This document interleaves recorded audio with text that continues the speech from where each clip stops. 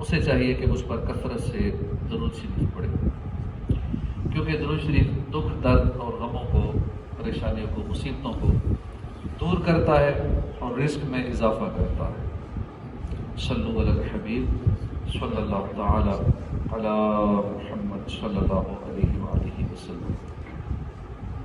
قرآن پاک میں سورہ بقرہ کی آیت نمبر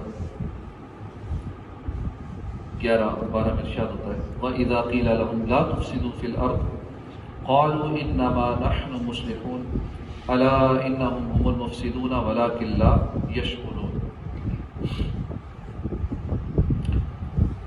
منافقوں کی کارستانیوں کا تذکرہ اس آیت میں، اس سورہ بقرہ کی ابتدائی آیات ہیں، منافقوں کے عیبوں کا ذکر ہے تاکہ مسلمان ان عیبوں کو پہچانیں اور ان جیسے برے اعمال سے بچیں۔ منافقوں کے جو عیب بیان ہوئے کہ ان کے ظاہر باطن میں تضاد ہے، دل میں کفر رکھتے ہیں، زبان پر دکھاوے کے طور پہ کلمہ پڑھتے ہیں، اللہ کو اور اہل ایمان کو دھوکہ دینے کی کوشش کرتے ہیں مگر اپنے آپ کو دھوکہ دے رہے ہیں، ان کے دلوں میں شک ہے، حسد کی بیماری ہے، یہ بدانجام اللہ اور رسول کے حضور جھوٹ بولنے کی ناپاک جسارت بھی کرتے ہیں۔ یہ منافقین کے جو عیوب ہیں وہ بیان ہوئے ہیں سورہ بقرہ کے شروع میں، اور یہاں فرمایا کہ وَإِذَا قِيلَ لَهُمْ، اور جب ان سے کہا جائے، یعنی کوئی پکا سچا مسلمان صاحب عقل ان کے برے کرتوتوں کو دیکھ کر جب انہیں کہے لا تفسدوا فی الارض، کہ زمین میں فساد نہ کرو، جب کوئی نصیحت کی جائے تو آدمی کو چاہیے کہ سامنے والے کی بات سن لے، کچھ غور کرے، سنجیدگی کے ساتھ دیکھ لے کہ میرا جو ایپ مجھے بتایا جا رہا ہے کہ واقعی میرے اندر یہ پایا تو نہیں جاتا، اگر وہ ایپ ہو تو دور کرنا چاہیے۔ مگر یہ منافق تھے، ان کے دلوں میں بیماری تھی، ان کی عقل میں فتور تھا۔ قالوا انما نحن مصلحون، تو کہتے ہیں ہم تو صرف اصلاح کرنے والے، یعنی الٹا چور کو توال کو ڈانٹے۔ انہیں کہا گیا تم زمین میں فساد مت پھیلاؤ، مگر یہ ایسے بدبخت ہیں اپنی غلطی ماننے کی بجائے سمجھانے والے کو کہتے ہیں ہم تو زمین میں فساد پھیلاتے نہیں ہیں، اصل فسادی تو تم لوگ ہو، ہم فسادی نہیں بلکہ ہم تو ہیں ہی فساد کو ختم کرنے والے۔ اللہ پاک نے فرمایا الا انہم هم المفسدون ولکن لا یشعرون، سن لو بے شک یہی لوگ فساد پھیلانے والے مگر انہیں شعور نہیں۔ منافقوں کے دل میں جو بیماری ہے وہ اس قدر غالب آ چکی ہے کہ برے بھلے کی تمیز بھی نہیں رہی، فسادی لوگ ہیں، فساد پھیلاتے ہیں، آگ اور پانی کو جمع کرنے کی کوشش میں ہے، مگر سمجھتے کیا ہے کہ ہم فسادی نہیں ہیں، ہم اصلاح کرنے والے ہیں۔ یہ ہے منافقوں کا ایک عیب کہ ان کی عقل میں فتور آ چکا ہے، برے بھلے کا فرق پہچاننے سے بھی اندھے ہو چکے ہیں۔ اللہ کریم ہمیں ایسی نحوست سے محفوظ فرمائے۔ یہ دو پرانی آیات جو ہم نے سنی ہیں، اس سے بہت ساری باتیں ہمیں سیکھنے کو ملتی ہیں۔ سب سے پہلی بات اور ضروری بات تو یہ سیکھنے کو ملی کہ ہمیں حقیقت پسند رہنا چاہیے۔ میرے دماغ میں کیا چل رہا ہے، میری سوچ، میرا نظریہ کیا ہے، یہ بات اہم نہیں ہے۔ اہم یہ ہے کہ اصل حقیقت کیا ہے۔ ہم سوچتے ہیں کہ میرا دل یہ کہہ رہا ہے، میں یہ سوچ رہا ہوں، میرا دماغ یہ کہتا ہے، یہ نہ دیکھا جائے بلکہ گراؤنڈ ریئلٹیز کو دیکھا جائے۔ زمینی حقائق کا ہم انکار نہیں کر سکتے۔ یہی منافقوں کا عیب تھا کہ وہ گراؤنڈ ریئلٹیز کا انکار کرتے تھے۔ یہ جو کچھ کہہ رہے تھے اس سے ہو کیا رہا تھا، فساد پھیل رہا تھا، اور منافق یہ سمجھ رہے تھے کہ ہم فساد کو ختم کر رہے ہیں۔ یہ بہت بڑا عیب ہے، اسے جہل مرکب کہتے ہیں۔ جہالت خود ایک بہت بڑا عیب ہے، اور پھر اس میں مزید درجے ہوتے ہیں۔ ایک ہوتا ہے جہل مطلق، یعنی ایسا آدمی جو ہے جاہل اور وہ خود کو جاہل سمجھتا بھی ہے۔ ایسا شخص اپنی اصلاح کی کوشش کر لیتا ہے، جو کہتا ہے کہ مجھے کچھ نہیں پتا، مان لیتا ہے کہ واقعی مجھے کچھ نہیں پتا، تو وہ پھر کچھ نہ کچھ سیکھ جاتا ہے۔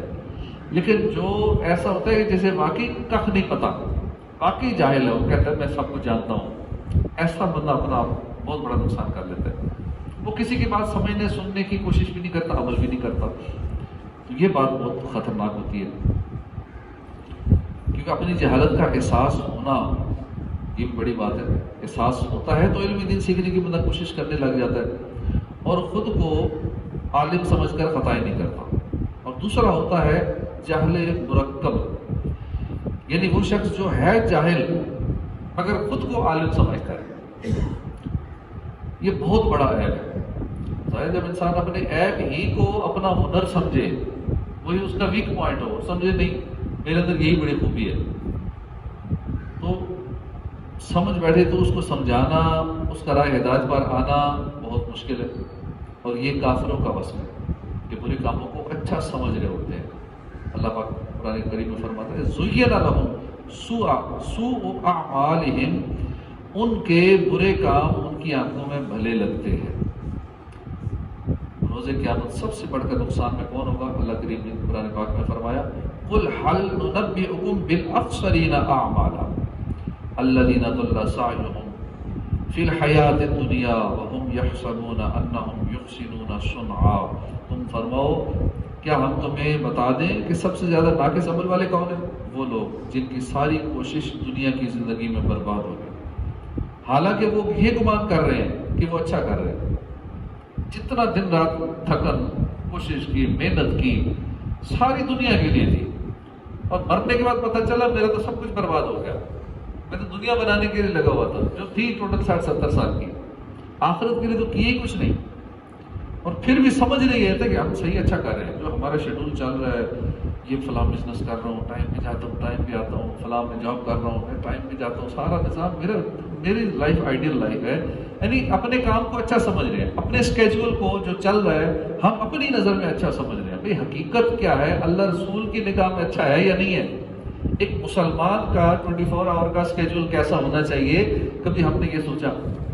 ہاں ہمارے دماغ کے مطابق وہ ٹھیک ہے، جو ہمارا ایک شیڈول چل رہا ہے زندگی کا، بس وہی روٹین، وہی الو کی بیل کی طرح ایک روٹین چل رہی ہے، صبح شام کھانا پینا، اٹھنا سونا جاگنا، بس وہی روٹین چل رہی ہے. تو یہ ہے وہ بد نصیب جو روز قیامت سب سے بڑھ کر نقصان میں ہوگا. وہ کون ہے؟ جو دنیا میں اپنے طور پر نیکیاں کرتا رہا اور یہ سمجھتا رہا کہ میرے اعمال نامے میں تو کافی نیکیاں جمع ہو رہی ہیں، میں کافی تیاری کر رہا ہوں، بڑا نیک آدمی، میں نماز پڑھ لیتا ہوں، میں اور بدیانتی نہیں کرتا، ڈیوٹی صحیح کرتا ہوں، رزق حلال کماتا ہوں. مگر جب وہ قبر میں اترے گا، روز قیامت اللہ کی بارگاہ میں پہنچے گا، جب اس کے ہاتھ میں نامہ اعمال تھمایا جائے گا، تب پتہ چلے گا کہ جو کام وہ نیکی سمجھ کے کر رہا تھا وہ نیکی ہے یا نہیں. وہ تو نیکی تھی نہیں، وہ تو سب گناہ کے کام تھے. میں جنت کی تیاری کر رہا تھا مگر کام سارے وہ جہنم والے تھے، جہنم میں لے جانے والے. یہ سب سے بڑا نقصان ہے. بندہ سمجھ رہا ہوں میں تیاری جنت کی کر رہا ہوں اپنی سمجھ کے مطابق، لیکن وہ کام غلط. اس لیے کہتے ہیں نیکیوں میں چھپے ہوئے گناہوں کو تلاش کرو. بہت سارے گناہ ایسے جو نیکیوں کے اندر چھپے ہوتے ہیں. یہ شیطان کا یہ بہت بڑا وار ہے. کچھ نیکیاں نا وہ خود کرواتا ہے شیطان، ہاں بڑی اچھی نیکی ہے، یہ کام کر، لیکن اس کے اندر شیطان نے گناہوں کو چھپا کے رکھا ہوتا ہے، اصل وہ کروانا چاہ رہا تھا وہ کام. اس لیے ہمیں چاہیے کہ ہم اپنی آنکھوں پر پردے نہ آنے دیں. ہم جو کر رہے ہیں اس کے بارے میں باقاعدہ قرآن و حدیث کی روشنی میں علماء کرام سے پوچھ کر دینی معلومات حاصل کریں. ہمیں یقین کے ساتھ معلوم ہونا چاہیے کہ جو میں کر رہا ہوں یہ واقعی نیکی ہے. یقین ہونا چاہیے، کہیں ایسا نہ ہو کہ وہ کام اصل میں گناہ کا ہو جسے ہم نیکی سمجھ رہے ہیں.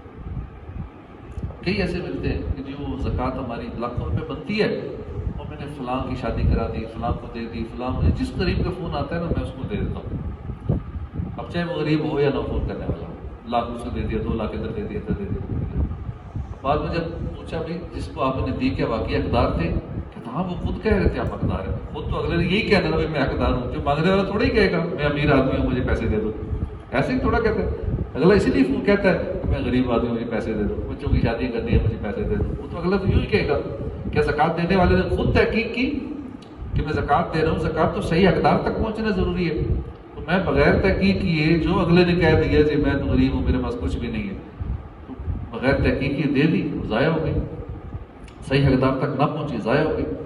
تو افسوس کی بات ہے ہمارے معاشرے میں ایسا ہو رہا ہے. دینی معلومات کی بہت کمی ہے. کتنے ایسے کام ہیں جو اصل میں گناہ ہیں یا فضول کام ہے مگر ہم نیکی سمجھ کر کر رہے ہوتے ہیں. مثلاً گھروں میں خواتین 10 بیویوں کی کہانی پڑھتی ہیں، باقاعدہ منتیں باندھتی ہیں، عورتوں کو جمع کرتی ہیں، لنگر تقسیم ہوتا ہے، پھر نیکی سمجھ کر وہ 10 بیویوں کی کہانی پڑھی جاتی ہے کہ ہم گھر میں بڑا نیک کام کر رہی ہیں، برکت ہوگی، یہ ہوگا وہ ہوگا، اب وہ اپنی طرف سے نیکی سمجھ رہی ہے لیکن کام غلط ہے۔ اصل میں یہ 10 بیویوں کی کہانی کیا ہے؟ نرا جھوٹ ہے، من گھڑت ہے، من گھڑت باتیں ہیں، اس میں کوئی نیکی والی بات ہی نہیں، نہ اسی کوئی شرعی حیثیت ہے، بس اپنا ٹائم ضائع کر رہی ہے۔ ایسے ہی ہمارے صدقے کا ایک عجیب مفہوم پایا جاتا ہے۔ قرآن حدیث میں صدقے کے بہت فضائل آئے ہیں، لیکن ہمارے لوگ کیا کرتے ہیں؟ صدقہ کرنا ہے، بازار سے 2-4 کلو گوشت لیا، جس کا صدقہ دینا ہے اس کے سر پر مارا اور کچا گوشت قبرستان میں پھینک دیا۔ یہاں بھی کئی ملتے ہیں کہ مصیبت آ گئی تھی، گھر میں بچہ بیمار ہو گیا تھا، فلاں کام ہو گیا تھا، نقصان ہونے والا تھا یا ہو گیا تھا، تو ہم نے بکرے کی سری نا وہ کما کے پھینک دی، چاہے کتے کھا جائیں، پرندے کھا جائیں۔ اب پھینک دی، کسی کی کام تو آتی نہ، پھینک کے ضائع کر دی، جیسے گوشت ضائع کرتے ہیں۔ بکرے کا گوشت لیا، بندے کے سر پہ گھمایا، بچے کے سر پہ گھمایا، جا کے پھینک دیا۔ اب یہ گناہ کا کام کر دیا۔ ایک روٹی کا ٹکڑا ضائع کرنا بھی گناہ کا کام ہے، یہ اسراف میں آ جاتا ہے۔ وہ سمجھتے ہیں ہم نے بڑا نیک کام کیا، صدقہ کیا ہے، 1500-2000 روپے کلو گوشت ہے، میں نے تو 4000 روپے خرچ کر دیے ہے، بہت نیکی کی، صدقہ کیا ہے، صدقہ نہیں کیا، گناہ کیا ہے، اسراف کر دیا ہے۔ کسی مسلمان کو کھلا دیتے، خود گوشت کھا لیتے بکرے کا، وہ فائدہ تو ہوتا ہے، ثواب بھی ملتا، گوشت بھی اندر جاتا۔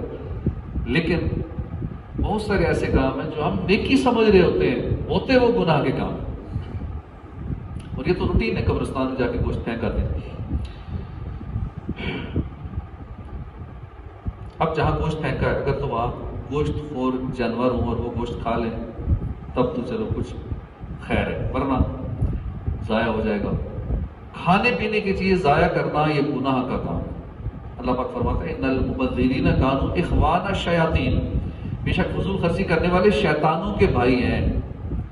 خیر لوگ یہ کام کیوں کرتے ہیں؟ نیکی سمجھ کے کرتے ہیں، حقیقت میں کیا گناہ کا کام ہے۔ اصل صدقہ یہ ہے کہ رقم یا کوئی اور چیز، بالفرض اگر گوشت کا ہی صدقہ دینا ہے تو وہ گوشت کسی غریب کو دے دیا جائے، کسی مدرسے میں دے دیا جائے، کسی مسلمانوں کو کھلا دیا جائے، مسجد میں چندہ دے دینا چاہیے، مدرسے میں چندہ ڈال دے، کسی بھی نیک کام، یہ صدقہ ہے۔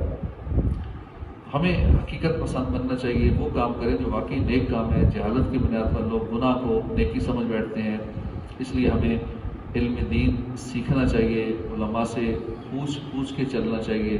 اللہ پاک ہمیں عمل کی توفیق عطا فرمائے، اور نہ پتہ ہونے کی وجہ سے محروم ہو جاتے ہیں بہت سارے لوگ۔ اب جیسے ہم نے یہاں 5-6 ماہ ہو گئے ہم اشراق چارج پڑھتے ہیں، ریگولر پڑھتے ہیں، ہمارے کچھ نمازیوں کی خواہش تھی، بہت سارے نمازیوں میں بہت نیک لوگ ہیں، اللہ والے ہیں، وہ پھر ہمیں بھی کوشش کرتے ہیں اس کا راہ پہ لگا دیتے ہیں۔ تو فجر ہم نے شروع کی ہے، اشراق چارج، اس میں ماشاءاللہ کئی شامل ہونا شروع ہو گئے۔ اب بیچ میں شیطان وسوسے بھی ڈالتا ہے کئیوں کو کہ یہ جماعت کیوں کرانی شروع کر دی، پھر کسی اور بد مذہب سے رابطہ ہو گئے، سوشل میڈیا پہ کچھ دیکھ لیا کہ جی تو منع ہے۔ پہلے یہ دیکھیں کہ یہ کوئی گناہ کا کام ہے یا اچھا کام ہے نفل کی جماعت کرانا، کہاں منع لکھا ہوا ہے، کہاں لکھا ہوا ہے کہ گناہ کا کام ہے جی آپ اشراق چارج یا کوئی بھی نفل صلاۃ و تسبیح جماعت سے پڑھیں گے تو یہ گناہ ہو جائے گا، یہ تو کہیں نہیں ہے، جماعت تو کرا سکتے ہیں۔ اب اس بیس پہ وہ خود بھی محروم ہو جاتے ہیں پڑھنے سے، اور یہاں تک کہ مسجد میں آنے ہی چھوڑ دیتے ہیں۔ اب اس نے نقصان کیا کیا؟ ایک کام کے پیچھے جو اچھا کام تھا، اس اچھے کام کو انہوں نے برا سمجھ لیا، برا سمجھ کے مسجد میں آنا چھوڑ دیا، اپنی نمازوں سے محروم ہوا، واجب جو جماعت تھی اس سے محروم ہوا، کتنوں کے آگے جا کے غیبتیں کی کہ جی نفل جماعت کرتے ہیں، یہ جماعت کراتے ہیں۔ اب کتنی غیبتیں کر کے کتنے اور گناہوں میں پڑا، جو بیچارے چند نمازی پڑھتے تھے اللہ والے نیک لوگ، ان کی غیبتیں کر کے باہر جا کے لوگوں کو بتا کے کہ جماعت سے نہیں پڑھتے، یہ شراک چاہے جماعت سے پڑھتے، ایک اچھے کام کو غلط بتا کے خود محروم ہوا، گناہوں میں پڑا، غیبتیں کی، چغلیاں کی، دل میں بغض و کینہ آ گیا، اسے غصہ آ گیا نا، کیوں پڑھتے ہیں شراک چاہے، کیوں پڑھتے ہیں، حج عمرے کا ثواب مل رہا ہے اس لیے پڑھتے ہیں، ثواب کا کام ہے، حدیثوں میں اس کے فضائل آئے ہیں۔ تو یہ شیطان ایسے وار کرتا ہے۔ بھائی آپ بیٹھ کے کلیئر کرو نا، اگر شک ہے تو آؤ بتاؤ کہ جی آپ غلط کام کر رہے ہیں، تو ہم آپ اسے دکھائیں گے، اسے فتوے دکھائیں گے کہ جو ہم کام کر رہے ہیں وہ صحیح کر رہے ہیں، غلط نہیں کر رہے، یا وہ ہمیں ثابت کر دے، اگر غلط کام ہے تو ہم چھوڑ دیں گے۔ بغیر بتائے، بغیر بات چیت کیے نمازی چھوڑ دینا، محروم ہو جانا، نمازیوں کی غیبتیں کرنا، جو چند ایک بیچارے آتے ہیں مسجد میں اللہ والے نیک، مسجد میں آنے والا نیک ہی ہوتا ہے نا، کیونکہ ہزاروں میں سے چند ایک ہی تو آتے ہیں، یہ بھی خوش نصیب ہے جو مسجد میں آ جاتا ہے اس دور میں، بڑی بات ہے کہ اللہ کی خاص کرم نوازی ہے. تو اللہ پاک ہمیں ہدایت نصیب فرمائے. اور شیطان جو ایسے وار کرتا ہے کہ وہ خود کو اصل میں ایسے لوگ بعض کا شاید نیک سمجھ رہے ہوں گے، اس لیے تو کہتے ہیں نا کہ باقی غلط ہے سارے، کہ ہم جو کر رہے ہیں شریعت ساری ہم جانتے ہیں، دین کا علم سارا ہم جانتے ہیں، باقی یہ لوگ غلط کر رہے ہیں. کئی صلاح تسبیح پہ اعتراض کرتے ہیں، جماعت کراتے تھے ہم رمضان میں بھی. تو اب جماعت نہ کرائیں تو کتنے بیچارے پڑھے ہی نہ، تو کہتے ہیں بہت مشکل کام ہے، کہاں اکیلے یاد رہیں گی یا کس طرح پڑھنی، طریقے ہی نہیں آتا. تو جماعت کی برکت سے ایک تو اگلے کو پڑھنا آسان ہو جاتی ہے، اور پھر جن کی نماز غلط ہے اکیلے پڑھیں گے اتنی غلطیاں کریں گے ان کی نماز ہوگی نہیں. جماعت میں پڑھتے ہیں تو سب کی ہو جاتی ہے، جب امام کی ہوگی اتنی تو ساروں کی ہوگی. اب غلطیاں چلتی ہیں بھی تو ساری کور ہو جاتی ہیں. اسی طرح ہم اشراق چاش یا کوئی اور نمازیں نفل نمازیں جماعت سے پڑھتے ہیں تو جتنے پیچھے لوگ ہیں جو ویسے سستی کر جاتے ہیں جماعت کی وجہ سے، چلو ایک رغبت مل جاتی ہے، چلو پابندی سے پڑھ لیتے ہیں. اور اس کے علاوہ جن کی اگر قرات غلط ہے، نماز میں کئی غلطی ہیں، تو جماعت کی برکت سے وہ سب کی کور ہو جاتی ہیں، سب کی نماز ہو جاتی ہے. یعنی اس کے فائدے ہیں، نقصان نہیں ہے. ہاں پہلے دور کے علماء نے منع اس لیے کیا تھا. اب وہ اس ایک بات کو پکڑ لیتے ہیں کہ اسے سنی ہوتی ہے کہ پہلے علماء متقدمین نے، پہلے علماء نے اس لیے منع کیا تھا کہ اس دور میں مسجد میں فرض نمازوں کے لیے جماعت کا اتنا جذبہ اور شوق تھا کہ مسجدیں بھری ہوتی تھی نمازیوں سے. اس وقت نفل کی جماعت علماء نے منع، گناہ اس ٹائم بھی نہیں تھا کہ آپ نفل نماز کی جماعت کریں گے تو گناہ ہو جائے گا، گناہ نہیں تھا. ویسے علماء نے منع کیا تھا کہ کہیں ایسا نہ ہو کہ نفل کی جماعتیں شروع ہو جائیں، کہیں مسلمان یہ فرضوں کی رغبت کم نہ ہو جائے. یہ تھوڑے عرصے کے لیے منع کیا تھا. پھر جب لوگوں نے دیکھا، یہ موجودہ دور آیا کہ لوگ فرض نمازوں سے دور ہو گئے، پوری دنیا میں یہی حالات ہیں، نمازی بہت تھوڑے ہیں. جب فرض نمازوں سے جماعت سے لوگ دور ہو گئے تو اب علماء نے کہا کہ ٹھیک ہے نفل نماز کی جماعت اب کر لیں بہتر. اب اس دور کے علماء نے اس کو جائز قرار دیا ہے، بلکہ مستحب کہا کہ ٹھیک ہے بہتر ہے، کیونکہ اس سے ترغیب مل رہی ہے، رغبت مل رہی ہے، اور لوگ بھی ساتھ شامل ہو جاتے ہیں، غلطیاں بھی کور ہو جاتی ہیں، اور بہت سارے دیگر ضمنت فوائد ہیں. اللہ پاک ہدایت نصیب فرمائے. الحمدللہ.